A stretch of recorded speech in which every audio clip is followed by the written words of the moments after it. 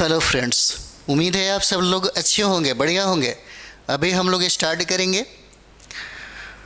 इतिहास 6 क्लास का। एससीईआरटी की ये क्लास है और आज हम लोग पढ़ेंगे अध्याय 6, जीवन के विभिन्न आयाम हो जाता है। जीवन के विभिन्न आयाम हो जाएगा। और यहाँ पर एक बार देख लीजिए, जब बॉक्स में कोई चीज़ें लिखा हो तो समझिए कि इसका भी कुछ विशेषता है, इसका भी कुछ महत्वपूर्ण स्थान होगा। याद कीजिए एक ऐसी कहानी जो आपके दादा, आपके नाना नानी या दादा दादी ने आपको सुनाई हो। उनसे पूछिए कि यह कहानी उनको किसने सुनाई। क्या आप स्वयं भी अपने बच्चों को यह कहानी सुनाएंगे, है ना? सॉरी। देखिए, कहता है कि हड़प्पा सभ्यता के नगरों के पतन के बाद, ठीक, हड़प्पा सभ्यता के नगरों के पतन के समय लगभग आज से 37 वर्ष पहले एक अलग भाषा बोलने वाले लोग पश्चिमोत्तर भारत में बसने लगे। पश्चिमोत्तर भारत में बसने लगे। हड़प्पा सभ्यता के पतन के बाद यहाँ पे अक्सर देखते हैं कि हड़प्पा सभ्यता के पतन को लेकर के इतिहासकारों के बीच में बहुत मतभेद है। अलग अलग हम लोग इतिहासकारों के कथन को पढ़ेंगे, उनके मत को पढ़ेंगे तो पता चलेगा कि हड़प्पा सभ्यता के पतन में अनेक कारण दिखाए गए हैं। और एक इतिहासकार है, उन्होंने ये भी कहा है कि हड़प्पा सभ्यता का पतन आर्यों के आक्रमण से भी हो गया, ये भी है। तो यहाँ पर हम लोग जो आज पढ़ने वाले हैं वह वैदिक सभ्यता को पढ़ेंगे। और वैदिक सभ्यता को 2 भागों में डिवाइड किया गया है। एक हो जाएगा ऋग्वैदिक काल और दूसरा हो जाता है उत्तर वैदिक काल। तो चलिए हम लोग प्रारंभ करते हैं अपने क्लास को। यहाँ पर कहता है कि हड़प्पा सभ्यता के नगरों के पतन के समय एक अलग भाषा बोलने वाले लोग पश्चिमोत्तर भारत में बसने लगे। ये बात आर्यों की जा रही है। ये बात जो है यहाँ पर आर्यों की जा रही है। और यहाँ पर देखिए, कहता है कि पश्चिमोत्तर भारत में बसने लगे कौन? यहाँ पर देखिए, एक अलग भाषा बोलने वाले, यानी कि भाषा बोलने वालों का एक समूह था जो भारत के मूलवासी जो रह रहे थे यहाँ पे, उनसे बिल्कुल डिफरेंट था। यही वजह है कि कभी कभी सवाल आपसे ये भी पूछता है कि आर्य आखिर कौन थे। ये प्रश्न पूछा है, यूपीएससी में पूछा है। बहुत सारे जो विद्वान हैं उन्होंने अलग अलग मत दिया कि आर्यों का जो आगमन है उनका मूल निवास कहाँ था। जैसे में हम लोग देखेंगे तो यहाँ पर तिलक साहब ने कहा, बाल गंगाधर तिलक ने कहा कि ये जो आर्य हैं उत्तरी ध्रुव से आए थे भारत में। तिलक साहब ने कहा, है ना, इसको भी याद करते चलिए। तिलक ने साहब ने कहा कि आर्य जो है भारत में उत्तरी ध्रुव से आए थे, उत्तरी ध्रुव से। दयानंद सरस्वती ने ये कहा कि ये लोग तिब्बत से आए थे, है ना। दयानंद सरस्वती ने कहा कि ये लोग जो हैं ये तिब्बत से आए हुए थे। और पेंका जो महोदय है, पेंका ने कहा कि ये लोग जर्मनी से आए थे। पेंका जो है, इन्होंने कहा कि ये लोग जर्मनी के थे और जर्मनी से यहाँ पर आए थे। सरगेल्स ने कहा कि ये लोग डेन्यूब नदी के किनारे बसने वाले लोग थे जो वहाँ से चल करके भारत में आए थे। यहाँ पर ये भी देख लीजिए, सरगेल्स ने ये बात कही थी कि ये लोग डेन्यूब नदी, है ना, डेन्यूब नदी के किनारे थे और डेन्यूब नदी के किनारे बसने वाले जो लोग थे यह यहाँ पर भारत में है। उसके बाद जो मोस्ट इम्पॉर्टेंट फैक्ट है, कभी कभी पूछा जाता है, मैक्स मूलर, और मैक्स मूलर का जो मत है सर्वाधिक मान्य है। मैक्स मूलर ने कहा कि आर्य जो है ये लोग मध्य एशिया से आए थे, मध्य एशिया से। इन्होंने कहा कि ये लोग जो है मध्य एशिया से आए थे, है ना। कहानी आगे बढ़ते रहेंगे, थोड़ा सा फैक्ट पे भी काम हम लोग कर ले, है ना। अविनाश चंद्र दास ने कहा था, अविनाश चंद्र दास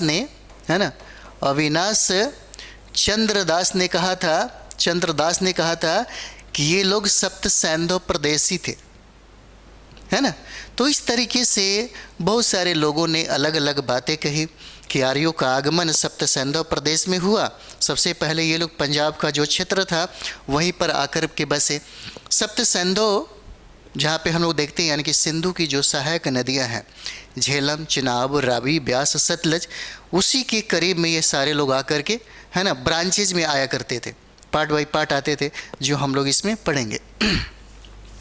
कहता है कि इन लोगों की पहचान सामाजिक, आर्थिक, राजनीतिक और धार्मिक स्तर पर एक विशिष्ट समूह के रूप में की जाती है। एक विशिष्ट समूह के रूप में की जाती है। एक बात याद रखिएगा, अगर हम लोग हड़प्पा सभ्यता के पतन में अगर कुछ बात को मौजूद अगर रख भी लेते हैं, तो ये बात आपको पता है कि हड़प्पा सभ्यता के जो समाज के जो लोग थे वो बहुत ही शांति प्रिय थे। शांति पता है कहाँ पे होता है? जहाँ पर अर्थव्यवस्था सबसे ज़्यादा डेवलप हो, जहाँ पर धर्म का राज न हो, जहाँ पे धर्म काम न करता हो, तो वहाँ पे सबसे ज़्यादा शांति रहेगा, सुकून रहेगा। लेकिन जब हम लोग इन आर्यों के बारे में पढ़ते हैं तब पता चलता है कि ये लोग क्या थे। ये लोग एक घुमक्कड़ी थे। हमेशा अपने साथ, आज भी देखिएगा बहुत ऐसे कबीले हैं जो अपने साथ कभी भी इस एक स्थान से जब दूसरे स्थान जाते हैं तो उनके साथ जानवर होते हैं, गाय बैल जो भी हो, जानवर को लेकर के वो लोग चलते हैं। और कुछ दिन रहने के बाद फिर वो लोग दूसरी जगह चले जाते हैं। घूमते रहना, घूमने की वजह से घुमक्कड़ी कहा जाता है। दिमाग और शरीर सबसे ज़्यादा स्ट्रांग कब होता है? अक्सर लोग, आपको भी ये बात कहता है, गांव में आप सुनते होंगे, लोग ये कहता है, बुजुर्ग लोग कहते हैं कि पढ़े तो पढ़ाओ, नहीं तो शहर में घुमाओ। आदमी का विकास पढ़ने से होता है, नहीं तो शहर में घूमने से होता है ना। बौद्धिकता जो है घूमने से आती है, लोगों से मिलने से आती है। तो जो लोग जिन समस्याओं से झेलते हुए भारत में आए थे, ये आक्रमणकारी हो गए थे। मार काट करना, ये सब चीज़ें करना इनके जेहन में ही वो शुमार था। और ऐसे जो लोग होते हैं वो शारीरिक रूप से क्या हो जाते हैं? स्ट्रांग हो जाते हैं। अगर आपने कभी लड़ाई झगड़ा नहीं किया हो, है ना, तो आपके लिए बड़ा मुश्किल होगा। लेकिन जो लोग लड़ाई झगड़ा हमेशा करते हैं, जैसे देखते हैं बहुत ऐसे टाइप के जो लोग हैं, उनको लड़ने में, चाहे ये करने में बहुत ये होता है ना। अगर आप पढ़ लिख लिए हैं, अच्छे तरीके से पढ़ लिख लिए हैं, तो आपके लिए लड़ना बहुत मुश्किल होगा। लेकिन जो लोग पढ़ाई लिखाई नहीं किए हैं, जो लोगों का संस्कार विचार अच्छा नहीं है, वो लड़ने में समझिए कि बहुत जल्दी से वो लड़ जाते हैं, आग बबूला हो जाते हैं। कोई भी हो, ऐसा होता है। तो यहाँ पर कहता है कि सामाजिक, आर्थिक, राजनीतिक और धार्मिक स्तर पर एक विशिष्ट समूह के रूप में क्या है? एक विशिष्ट समूह के रूप में इसकी किया जाता है ना। और यहाँ पर देखिए कहा जाता है कि इनके बारे में हमें साहित्यिक एवं पुरातात्विक स्रोतों के माध्यम से जानकारी मिलती है।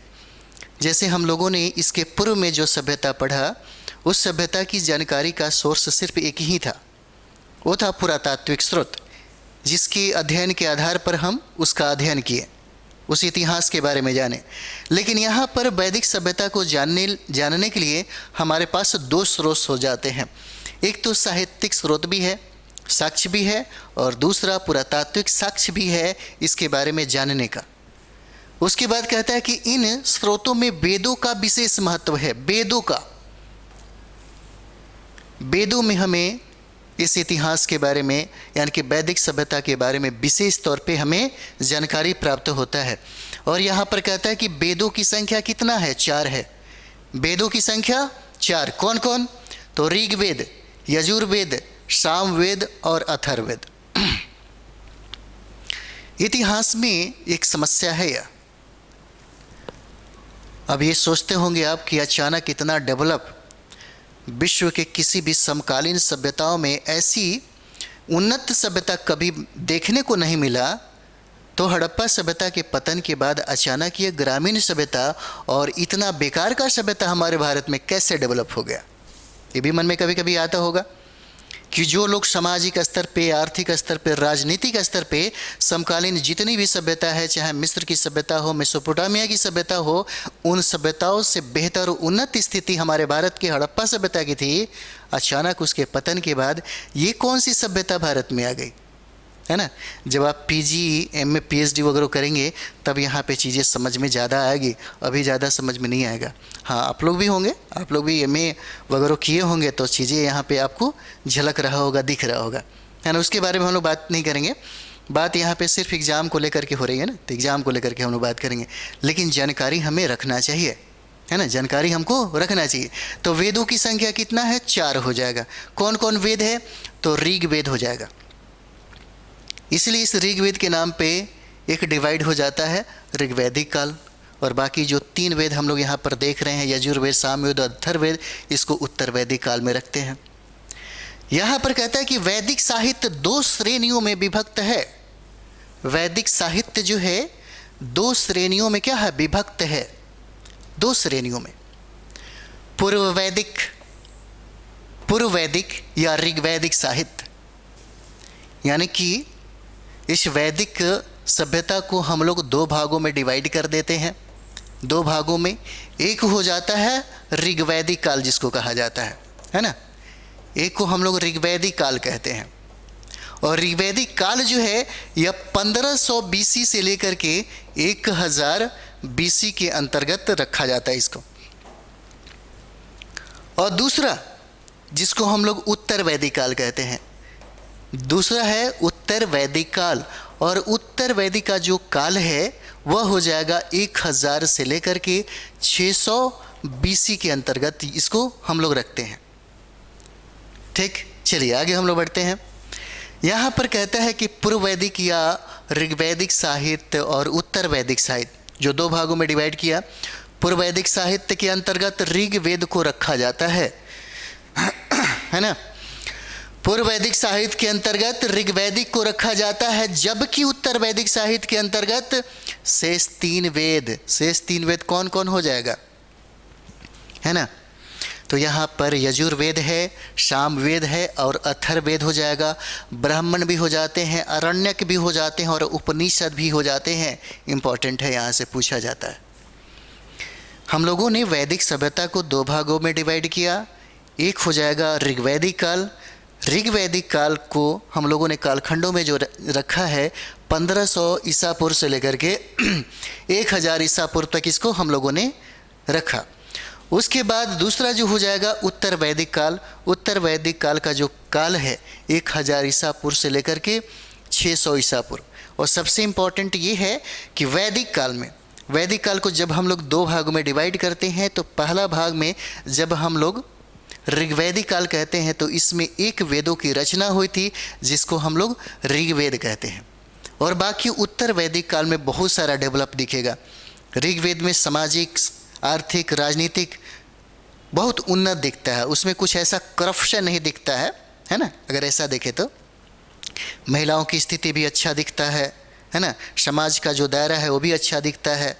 लेकिन उत्तर वैदिक काल में जाते जाते चीज़ें जो है, चाहे वो राजनीतिक रूप से हो, चाहे आर्थिक रूप से हो, चाहे सामाजिक और धार्मिक रूप से हो, चीज़ें बदलने लगती है ना। जो आगे की क्लास में हम लोग इससे भी ज़्यादा डिटेल्स में पढ़ेंगे और वहाँ पर बेहतर तरीके से ये सब चीज़ें होगा, है ना। तो यहाँ पर क्या हुआ, ऋग्वेद काल में 1 वेद है जिसको हम लोग ऋग्वेद कहते हैं, और उत्तर वैदिक काल में ऋग्वेद के अलावा जो 3 वेद यहाँ पर है ना। 3 वेद जो है यजुर्वेद, सामवेद, अथर्ववेद, ब्राह्मण भी है, आरण्यक भी है और उपनिषद भी है। इन सभी का वर्णन इसमें मिलता है और इसी के अध्ययन के आधार पर बहुत ऐसी बातें लिखा गया है वैदिक सभ्यता को लेकर के, है ना। चलिए आगे बढ़ते हैं हम लोग। यहाँ पर देखिए, यहाँ पर कहता है कि वेद क्या है। वेद जो है मौखिक रूप से एक पीढ़ी से दूसरी पीढ़ी तक पहुँचते थे। उस समय में एजुकेशन की बात यहाँ पर क्या कह रही है, यहाँ पे कोई सिर्फ धार्मिक ज्ञान ही चलता था, सिर्फ धार्मिक ज्ञान। अध्यात्म की बातें होती थी, धर्म की बात होती थी, अध्यात्म की बात होती थी। और यहाँ पे क्या है, इसमें कहता है कि अगर कोई ये व्यक्ति है तो ये व्यक्ति जो है उस समय देखिए कितना स्ट्रांग था। यहाँ का एजुकेशन सिस्टम की हम लोग बात करें तो, है ना। कोई गुरु अपने शिष्य को सिर्फ बता रहे हैं, कहानी समझा रहे हैं, है ना, और उनका वो शिष्य है उस चीज़ को एक्सेप्ट करता है। ये पीढ़ी दर पीढ़ी दर चलता है, ये जो है पीढ़ी दर चलता है। क्योंकि यहाँ पर अगर हम लोग देखें, इसीलिए क्योंकि लेखन का जो सिस्टम था, जो लेखन जो पद्धति थी, वो यहाँ पे ज़्यादा डेवलप नहीं दिखता। जो टेक्निक है, जो तरीका है, यहाँ पर देखिए कहता है कि वेद जो है मौखिक रूप से एक पीढ़ी से दूसरी पीढ़ी तक पहुँचते थे और विभिन्न देवी देवताओं की स्तुति में रचे गए मंत्र या प्रार्थनाओं को लोगों ने कंठस्थ रखकर अनेक पीढ़ियों तक सुरक्षित रखा, है ना। क्या यहाँ पर कहता है कि वेद क्या है, मौखिक रूप से एक पीढ़ी से दूसरी पीढ़ी तक पहुँचते थे। और यही वजह हुआ कि आज के समय में जो भी हम लोग वेद की व्याख्या करते हैं, लोग अपने अपने तरीके से कहते हैं। जो मुख्य आशय होगा, जो इसका मुख्य जो अर्थ होगा, उस अर्थ से बिल्कुल क्या है, इस समय में भटकाव जरूर दिखता है ना। और यहाँ पर कहता है कि देवी देवताओं की स्तुति में रचे गए मंत्र या प्रार्थनाओं को लोगों ने कंठस्थ रखकर अनेक पीढ़ियों तक क्या किया, सुरक्षित रखा। और यहाँ पर देखते हैं, ये इंपॉर्टेंट है, पूछा जा सकता है। यहाँ पर जो है कहता है कि वेद की संख्या कितना है, तो 4 हो जाएगा। ब्राह्मणों की संख्या कितना है, तो 9 हो जाएगा।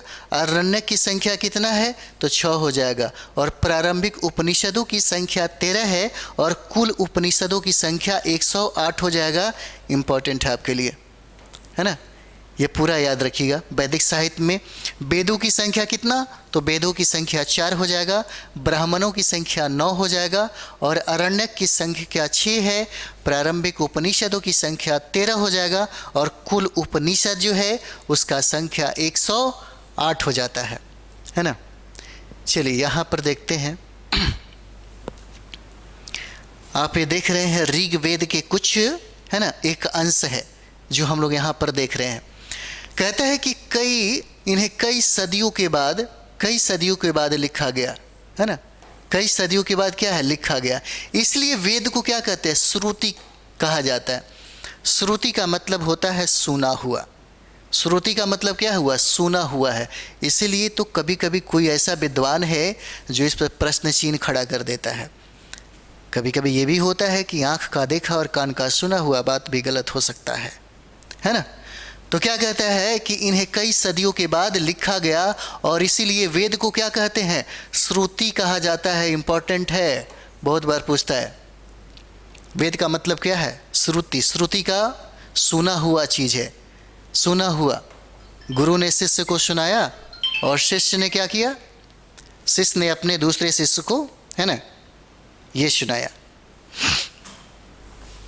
चलिए आगे हम लोग देखते हैं ऋग्वेद का कुछ अंश, ये जो है ना, दिख जाता है।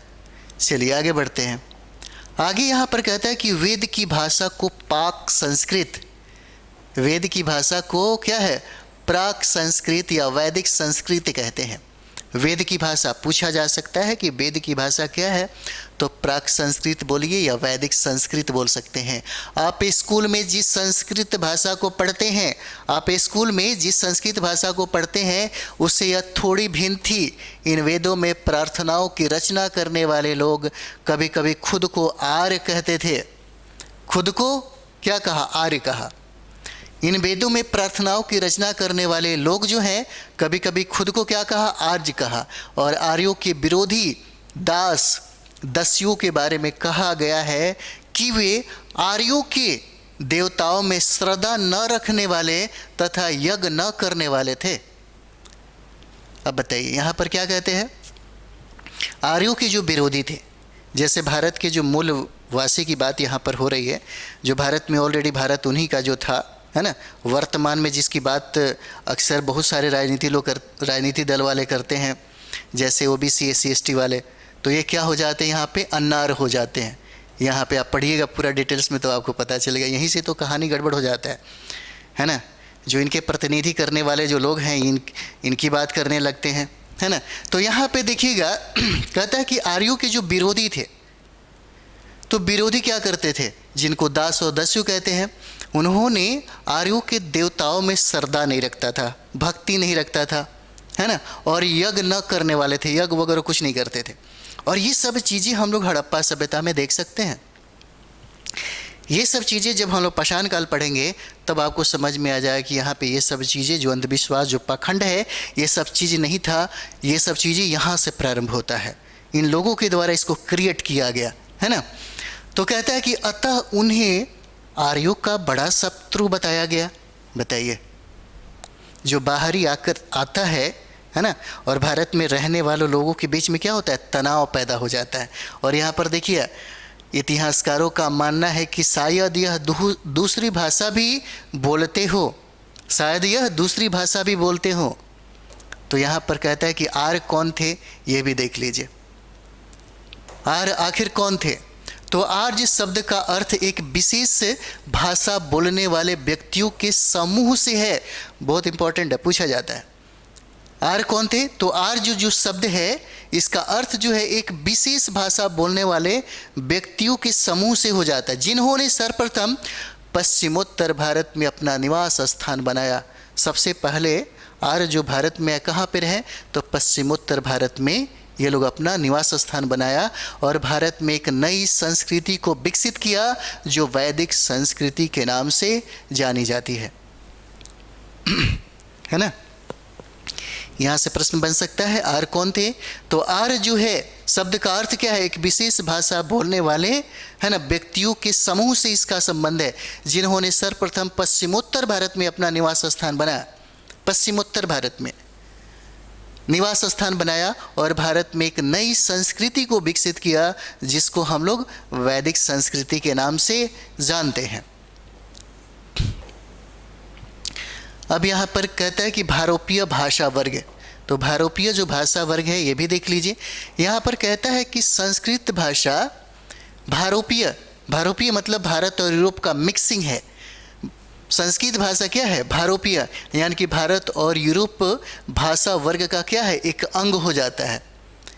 यह दोनों लोगों का मिक्सचर एक भाषा बन जाता है ना।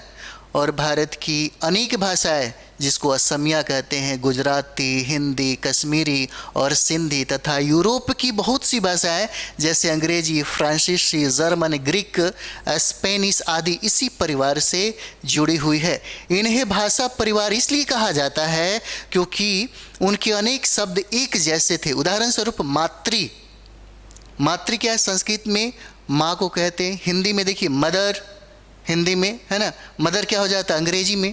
मैटर क्या, जर्मनी शब्द को देख सकते हैं। यानी कि कहीं ना कहीं इसका रिलेशन जो है ना, इसका रिलेशन जो है ये दिखता है ना। इसलिए भाषा की बात किया गया है। विगत वर्षों में वैदिक युग से संबंधित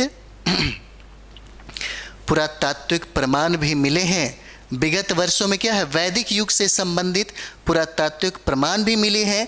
जिन क्षेत्रों में आर्यों की संस्कृति का विकास हुआ, वहाँ ऐसे लोगों की बस्तियाँ थी जो पशुपालक और कृषक थे और ख़ास प्रकार की मिट्टी के चित्रित धूसर रंग के बर्तनों का प्रयोग करते थे। यहाँ पर देखिए, यहाँ पर कहता है जैसे अगर हम लोग यहाँ पर बात करें तो हड़प्पा सभ्यता का जो समाज है, और फिर दूसरा जो संस्कृति यहाँ पर आया जिसको हम लोग वैदिक सभ्यता कहते हैं। वैदिक सभ्यता में लोगों के जीवन का जो हिस्सा था, लोगों के जीवन का हिस्सा क्या था, पशुपालन था। और पशुपालन में उनके लाइफ में जो सबसे इम्पॉर्टेंट जो है वो गाय की भूमिका थी। अब सोचने वाली बात है यहाँ पर, जिस तरीके से एक इंसान के ज़िंदगी में या इंसान का जीवन कहे तो चारों तरफ से आप देखिए मशीनों से घिरा हुआ है। आप मोबाइल के बगैर एक मिनट नहीं रह सकते। आपकी ज़िंदगी क्या है, आपकी ज़िंदगी जो है इस मशीनों से घिर चुकी है। उस समय में भी वैदिक सभ्यता में गाय की महत्वपूर्णता इतनी ज़्यादा थी कि गाय के नाम पे लोग अपनी पुत्री का नाम रखते थे, मौसम का नाम रखते थे। गाय का लेन देन करने वाले बड़ा अच्छे माने जाते थे। जिनके पास ज़्यादा गाय होता था वो बहुत ज़्यादा अमीर होते थे, है ना। और इसका मतलब ये नहीं था कि वो लोग गाय नहीं खाते थे, सबसे पहले आर्यों ने ही गाय को खाना शुरू किया। इसलिए कभी कभी किसी किताब में आप देखिएगा कि गाय को खाने वालों में सबसे पहला व्यक्ति कौन था, है ना। तो सबसे पहला व्यक्ति जो है ब्राह्मणों का नाम ऐसे दिखाता है ना। तो ये भी बहुत सारी किताबों में इसकी भी चर्चा कर दिया जाता है। लेकिन बाद में क्या हुआ, बाद में जब हम लोग यहाँ पर देखेंगे, है ना, क्योंकि यहाँ पे बहुत सारा चीज़ें आपको मिलेगा, बहुत ऐसी चीज़ें पढ़ने को, ऐसी ऐसी चीज़ें आपको मिलेगा, है ना। जैसे जिस तरह से अगला क्लास 7, 8, 9, 10, 11, 12 पढ़ेंगे, उसी तरीके से जो वैदिक सभ्यता है, वैदिक सभ्यता गहराई में आपको पढ़ने को मिलेगा, है ना। तो वहाँ तक जाने के लिए कम से कम हम लोग इस चीज़ को पढ़ते चले, ठीक। तो यहाँ पे कहता है कि लोगों की बस्तियाँ क्या थी, जो पशुपालक और कृषक थे, और ख़ास प्रकार की मिट्टी के चित्रित धूसर रंग के बर्तनों का भी प्रयोग करते थे। इसीलिए अब साहित्यिक और पुरातात्विक दोनों ही स्रोतों के आधार पर आर्यों के विषय में हम लोग जान सकते हैं। दोनों सोर्स है, जानकारी का ये माध्यम हो जाता है ना। उसके बाद यहाँ पर देखिए, यहाँ पर कहता है कि वैदिक आर्य कई समूहों में भारत आए थे। वैदिक आर्य जो है कई समूहों में, है ना, भारत आए। और ऋग्वेद में आर्य निवास स्थल के लिए सप्त सैंधव शब्द का प्रयोग किया है। क्या ऋग्वेद में आर्य निवास स्थल के लिए किसका प्रयोग किया, तो सप्त सैंधव, है ना, शब्द का प्रयोग किया गया है। सप्त सैंधव शब्द का प्रयोग किया है। इंपॉर्टेंट है ये वाला, बहुत इंपॉर्टेंट है, किया गया है, जिसे आजकल हम पंजाब यानी कि वर्तमान भौगोलिक स्थिति के अनुसार भारत और पाकिस्तान का पंजाब प्रांत के नाम से पुकारते हैं। और उत्तर वैदिक युग में सप्त सैंधव प्रदेश से पूर्व की ओर बढ़ते हुए आर्य लगभग पूरे गंगा यमुना दोआब क्षेत्र में बस गए। और शतपथ ब्राह्मण जो उत्तर वैदिक युग का एक महत्वपूर्ण स्रोत है, से पता चलता है कि आर्यों का फैलाव उत्तर वैदिक युग में वर्तमान उत्तरी बिहार के गंडक नदी तक हो गया, ठीक। आर्य सबसे पहले आकर के जो बसे, उस स्थान को हम लोग सप्त सैंधव प्रदेश बोलते हैं, पंजाब का क्षेत्र हो जाता है। लेकिन ऋग वैदिक के बाद जब उत्तर वैदिक काल में हम लोग देखेंगे, तो उत्तर वैदिक काल में पश्चिम से ये लोग पूरब की ओर बढ़ने लगे, और पूरब की ओर बढ़ते बढ़ते ये लोग गंगा यमुना के दोआब में आकर के बस गए। कहा जाता है कि उत्तर वैदिक काल का जो प्रमुख एक महत्वपूर्ण सोर्स है, शतपथ ब्राह्मण ये कहता है कि इन लोगों का जो फैलाव है, आर्यों का जो फैलाव हुआ, वह उत्तर वैदिक युग में वर्तमान के उत्तरी बिहार के गंडक नदी तक ये इनका फैलाव जो है वह हो गया। चलिए नेक्स्ट यहाँ पर देखेंगे। चलिए, सप्त सैंधव की बात हम लोग यहाँ पर कर रहे थे। तो सप्त सैंधव मतलब सिंधु और उसकी 5 जो सहायक नदियाँ है, 5 सहायक नदियाँ, ये भी याद रखिए, पूछा जा सकता है। सतलज हो जाएगा, ब्यास हो जाता है, झेलम हो जाएगा, चिनाब हो जाएगा, रावी, है ना, और सरस्वती द्वसदती नदियों का क्षेत्र है। और गंगा यमुना दोआब जो देख रहे हैं हम लोग, गंगा यमुना नदी के बीच का यह क्षेत्र हो जाता है। चलिए मैप से ही समझिए, ठीक। तो ये हो जाएगा सिंधु नदी, जिसे हम लोग ये देख रहे हैं, ये सिंधु नदी। और ये सिंधु नदी की सहायक नदी है, जिसको हम लोग झेलम, चिनाब, रावी, ब्यास कहते हैं, है ना। ये हो जाएगा झेलम, चिनाब, चिनाब, रावी, ब्यास, ब्यास और सतलज। ये सिंधु नदी के क्या है, सहायक नदियां हैं, जिसके बारे में चर्चा हो रहा है ना। और यही जो क्षेत्र हम लोग देख रहे हैं, ये जो क्षेत्र हम लोग देख रहे हैं, इसी को हम लोग सप्त सैंधव क्षेत्र बोलते हैं। यहीं पर जो अभी वर्तमान के पाकिस्तान का यह क्षेत्र हो जाता है। चलिए आगे बढ़ा जाए। यहाँ पर देखिए, कहता है यहाँ पर कि प्रारंभिक वैदिक युग के भौगोलिक विस्तार का यह मानचित्र हो जाता है ना, जो हम लोगों ने अभी देखा। जैसे आप देख सकते हैं यहाँ पे कहा जा रहा है कि ऋग्वेद में क्या कहता है, ऋग्वेद में कहता है कि आर्यों का जो निवास स्थान था, जो सबसे पहले आर्यों ने आकर के यहाँ पे बसा, वह सप्त सैंधव का ही क्षेत्र था। लेकिन उत्तर वैदिक काल में ये पश्चिम से हो करके, है ना, ये पश्चिम से होकर के क्या किए, पूरब की तरफ ये बढ़ने लगे। जैसे आप देख सकते हैं ये जो क्षेत्र है, यहाँ से ये गंगा है ना, ये गंगा है और ये यमुना, गंगा यमुना के दोआब में है ना, जो यहाँ पे गंडक नदी जो बिहार में देख रहे हैं हम लोग, यहाँ तक ये इन लोगों का फैलाव हो गया, यहाँ तक उत्तर वैदिक काल में आते आते। चलिए आगे हम लोग बढ़ते हैं, यहाँ से प्रश्न पूछे जाते हैं, है ना। चलिए नेक्स्ट हम लोग देखते हैं यहाँ पर ऋग्वैदिक काल। अब हम लोग ऋग्वैदिक काल में देखेंगे थोड़ा सा 1500 ईसा पूर्व से लेकर के 1000 ईसा पूर्व के काल में इसको रखा गया है। इम्पॉर्टेंट है, आपसे कभी हो सकता है ये सवाल पूछे कि ऋग्वैदिक काल का है ना कितना से कितना के बीच में इसको रखते हैं, तो 1500 ईसा पूर्व से लेकर के 1000 ईसा पूर्व तक इसको रखा जाता है। क्या आप किसी परिवार को जानते हैं जिनकी आर्थिक व्यवस्था पशुपालन से जुड़ी हो? अब उनसे पूछिए क्या उनकी धार्मिक मान्यता भी पशुपालन से जुड़ी है ना। चलिए यहाँ पर हम लोग देखते हैं,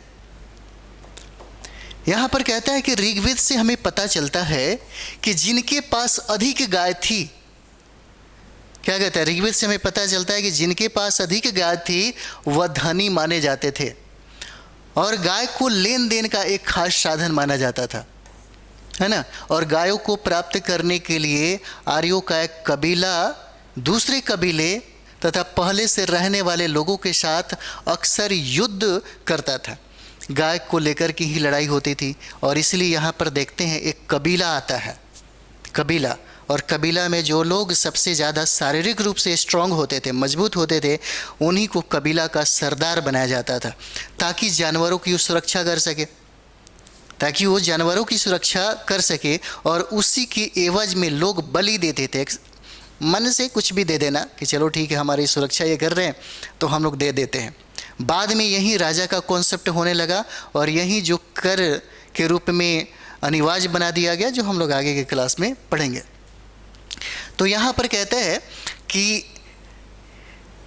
गायों को प्राप्त करने के लिए आर्यों का एक कबीले से दूसरे कबीले और पहले से रहने वाले लोगों के साथ क्या होता था, अक्सर युद्ध हुआ करता था। गौधन रक्षा करने के लिए एक सरदार या राजन का चुनाव किया जाता था जो बहादुर एवं कुशल योद्धा हो। ऋग्वैदिक राजन को किसी विशिष्ट भौगोलिक क्षेत्र का अस्थायी रूप से शासन करने वाला राजा नहीं माना जा सकता था। इस समय की बात है, क्योंकि राजनीतिक अवधारणाओं में क्षेत्रीयता को इंगित करने वाले शब्द जैसे जनपद, राष्ट्र, राज्य का उल्लेख कम ही मिलता है। अतः ऋग्वैदिक काल का राजन एक कबीले के मुखियों से अधिक कुछ नहीं था। जैसे कबीला का सरदार चुनाव जब होते थे तो कबीला के सरदार, जैसे आप देखते हैं कोई ऐसा विदेशी मूवी देखिए जहाँ पर शारीरिक लड़ाई होती थी, और शारीरिक लड़ाई में जो लोग उन्नत होते थे उन्हीं को सरदार माना जाता था, है ना। इसी तरीके से यहाँ पर भी था, जो लोग शारीरिक रूप से बहुत बलशाली होते थे उन्हीं को यहाँ पे सरदार का, है ना, कबीलों का मुखिया माना जाता था, सरदार बनाया जाता था।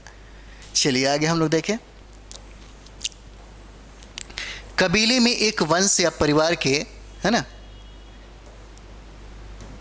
चलिए कहता है कि कबीले में एक वंश या परिवार के कई पीढ़ी के लोग एक साथ रहते थे। यानी कि ऋग्वैदिक काल में आम लोगों की संस्था के रूप में बीदत का सबसे ज़्यादा महत्व था। याद रखिएगा, इंपॉर्टेंट है। आम लोगों की संस्था थी। पूछा जाता है बीदत क्या था? विशेष लोगों की संस्था थी, है ना, आम लोगों की संस्था थी, ये क्या था पूछा जा सकता है। तो बीदत जो है यह आम लोगों की संस्था थी जो सबसे ज़्यादा महत्व ऋग्वेद में रखता था, ऋग्वैदिक काल में। लेकिन धीरे धीरे बीदत का महत्व जो है क्या हुआ, घटता गया।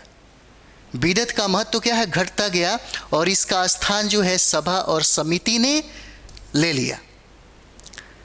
सबसे पहला जो बीदत की हम लोग यहाँ पर चर्चा करते हैं, बीदत की, यहाँ पे आम लोगों की एक संस्था थी, जो लोग सारे लोग बैठते थे और बैठ करके विचार करते थे कि सरदार का मुखिया कौन बनेगा। लेकिन इसकी महत्ता जो थी बाद में धीरे धीरे चल के ख़त्म हो गई और उसकी जगह एक नई संस्था ने अपना स्थान ग्रहण कर लिया, जिसको हम लोग सभा और समिति कहते हैं। सभा का विशिष्ट स्थान था, सभा का यहाँ पर विशिष्ट स्थान था, जिसके सदस्य केवल प्रतिष्ठित लोग, जैसे होते हैं ना बहुत ज़्यादा पावरफुल टाइप के जो लोग हैं, जो समाज में काफ़ी इज्जत है, प्रतिष्ठा है, मान सम्मान है, उन्हीं लोगों को इसका सदस्य बनाया जाता था। इसलिए सभा जो है विशिष्ट स्थान था सभा का, जिसके सदस्य केवल प्रतिष्ठित लोग जो थे वही हुआ करते थे, जबकि समिति आम लोगों की संस्था थी। ये भी याद रखिएगा, इंपॉर्टेंट है। पूछा जा सकता है कि सभा तो केवल प्रतिष्ठित लोग का ही क्या था, यह सभा जो है उसमें ये लोग मतलब स्थापित है, लेकिन समिति के बारे में जब आपसे कहेगा कि ये समिति क्या है, तो आम लोगों की ये संस्था हो जाती है, पूछा जाता है। और इन संस्थाओं की बैठक में राजा का भाग लेना अनिवार्य था। इनकी बैठकों में समस्याओं का समाधान आपस में सलाह मशविरा से करते थे। इनकी बैठकों में समस्याओं का समाधान क्या था, आपस में सलाह मशविरा से ये करते थे। और इन संस्थाओं की बैठक में महिलाएं भी भाग लेती थी, है ना। और इन संस्थाओं में कबीले, जो जन के लोग युद्ध में प्राप्त धन का बंटवारा एवं राजा का चुनाव करते थे। आवश्यकता पड़ने पर समिति के सदस्य युद्ध में सैनिक कार्य भी करते थे, आवश्यकता पड़ने पर। यहाँ पर कहता है कि ऋग्वेदिक काल में आर्यों का मुख्य पेशा क्या था, पशुपालन था। इसके लिए उन्हें चारे की तलाश में अलग अलग स्थानों पर जाना पड़ता था। ऋग्वैदिक काल में क्या है, आर्यों का मुख्य पेशा क्या था, तो पशुपालन था। और पशु अगर आप रखते हैं तो चारे की व्यवस्था भी तो अगल बगल में होना चाहिए। जहाँ पर आप रहने लगते हैं, अगर वहाँ का चारा समाप्त हो जाए तो पशुओं के लिए चारे की व्यवस्था करने के लिए उसके तलाश में दूसरी जगह जाना पड़ता था। और एक जगह चारा खत्म हो जाने पर वे दूसरी जगह पर चले जाते थे। इस कारण विभिन्न कबीलों का किसी खास क्षेत्र पर अधिकार क्या है, नहीं होता, क्योंकि एक स्थान से दूसरे स्थान पे बार बार लोग अपना स्थान बदलते रहते थे। और यही वजह हुआ कि स्थानों पर उनका अस्थायी रूप से वर्चस्व नहीं हो पाया। इस कारण विभिन्न कबीलों का किसी खास क्षेत्र पर अधिकार जो है नहीं होता। राजन किसी क्षेत्र का स्वामी नहीं होता था, बल्कि कबीले के सभी लोगों पर उसका शासन होता था। उसका चुनाव कबीले के सभी लोग मिलकर करते थे। अस्थायी रूप से नहीं बसने के कारण वे खेती भी नहीं करते थे। हमने देखा है कि खेती करने के लिए एक स्थान पर कम से कम 3-4 महीने तो रहना ही पड़ता है, तभी फसल पककर तैयार हो जाता है। चलिए, तैयार हो जाता है। मगर हमें कुछ स्रोतों से पता चलता है कि वे जौ की खेती करते थे। इंपॉर्टेंट है, बहुत ज़्यादा इंपॉर्टेंट है। यानी कि आर्यों का जो मुख्य खाद्य था क्या था, जौ की फसल आमतौर पर कम समय में तैयार हो जाता है। इस कारण इस फसल को उगाना उनके लिए क्या है, आसान होता था। कुछ अन्य स्रोतों से हमें पता चलता है कि वे स्थानीय निवासियों जैसे दास दस्युओं से गेहूं आदि फसल प्राप्त करते थे और इन फसलों के बदले दूध, घी आदि वस्तुएं उन्हें देते थे, है ना।